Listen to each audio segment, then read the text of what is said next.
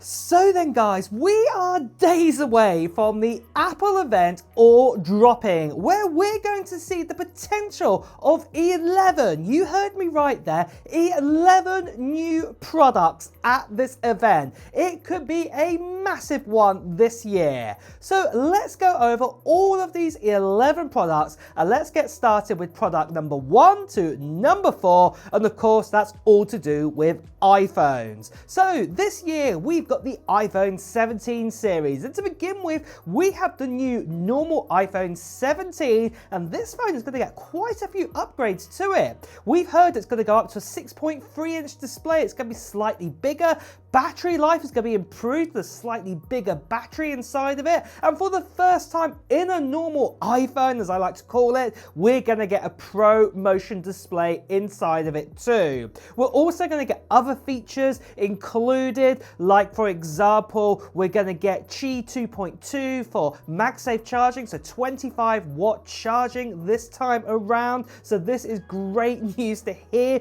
With this, we're also going to get the A19 chip inside it. It's going to be even more efficient this time, and also because we've got that bigger chassis, we're going to get that bigger battery like I mentioned. So this is looking to be a great phone when it is coming out and announced next week. But then the second iPhone we've heard about is a brand new one being brought to the family. This is the iPhone 17 Air, and the iPhone 17 Air is a brand new phone altogether, and this is going to be Apple's thinnest iPhone they have ever made. We've been told that its thinnest points can be 5.5 millimeters thick, but we've also been told that battery life is still going to be very good in this phone because it's kind of one of those new kind of carbon lithium batteries inside of it. And then also this phone's also going to be Apple's lightest phone ever. So this is going to be great news to see this. It's going to come with a 6.6-inch display, and it's also going to come with Pro Motion again. And also we're going to potentially get A19 or A19 Pro with 12 gigabytes of RAM, but on the rear there's only going to be one single camera for the main snapper this time round. But then after this, for the third and also the fourth new iPhone, this is going to be the new iPhone 17 Pro and also the iPhone 17 Pro Max. Still coming in at 6.3 and 6.9 inches this time, and Pro Motion everything, but we've been told we're going to get a new camera on the front, was 24 megapixel, and then on the rear this time we're going to get a new design now with the camera bump, where we've got the LiDAR and the flash beam to move to one side, but we're also going to get a 48 megapixel telephoto sensor inside of this iPhone. And the great news about this is that we're potentially going to get up to an 8x optical zoom, at least on the Pro Max phone this time round. We're also going to get the likes of an A19 Pro chip inside of it, 12 gigabytes of RAM, bigger batteries inside of these phones too, and the actual phones can be made out of aluminum or aluminium depending where you are in the world. That's what the phone is going to be made out. It's not going to be made out of titanium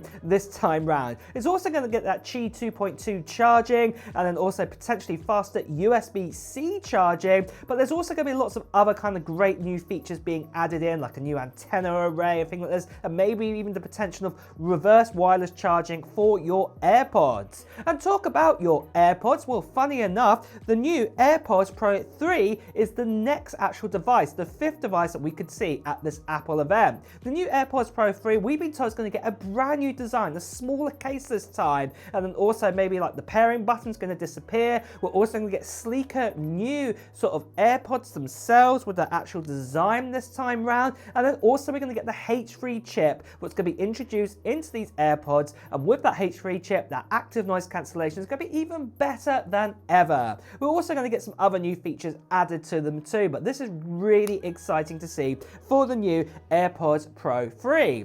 But then for the sixth new products, we're also going to get a new Apple TV product. And then with the Apple TV, we've been told we're going to get the A17 Pro put inside of it. The Apple TV hasn't had an update in ages. We've actually still got the A15 chip. This was the same chip that was in likes of the iPhone 13 ages ago. So yeah, this is going to be great news that we're going to get this new A17 Pro chip put inside these new Apple TV, and then obviously that's going to really push out obviously all of your sort of videos and things like this that you want to watch. Maybe some new HDMI settings like pass-through, things like this may be added to, Wi-Fi 6E, and there's also the potential that Apple might actually scrap plastic altogether and may even switch it into a new kind of metal design too. So we'll just have to wait out for that one.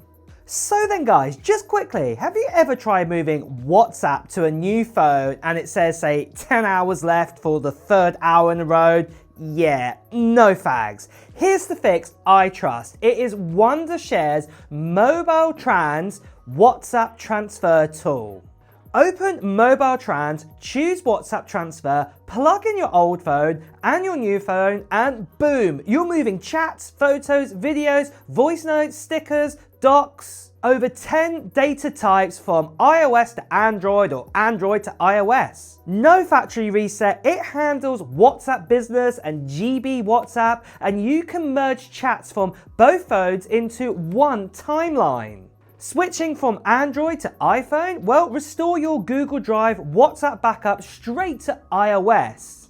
And speed matters. In Wondershare's test, Mobile Trans was up to 90% faster than the official method and up to 67% faster than other tools. Essentially meaning less waiting and more texting. There are just 3 steps. Launch Mobile Trans, connect both devices, hit start, keep phones both connected and unlocked, and let it just do its stuff. And you can make yourself, say, a cup of tea or coffee.